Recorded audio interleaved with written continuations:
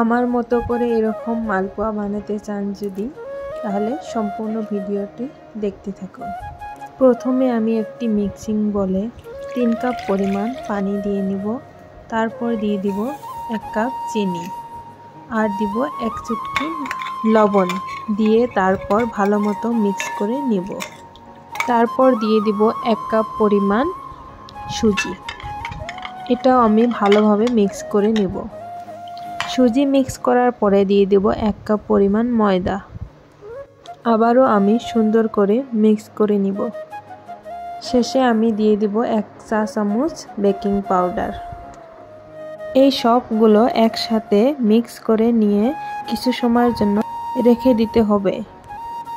আমি 20 মিনিট রেখে তারপরে আমি এখন গরম ডুবো তেলে ভেজে নেব।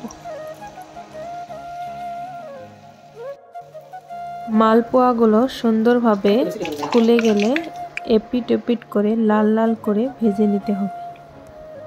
এক এক করে আমি সবগুলো মালপোয়ায় ভেজে নিয়েছি। এখন আমি গরম চার সাথে এটাকে পরিবেশন করব। বিকাল সময় এরকম মালপোয়ার সঙ্গে দুধ চা কতই না মজা। আপনারা অবশ্যই ট্রাই করবেন। আল্লাহ হাফেজ।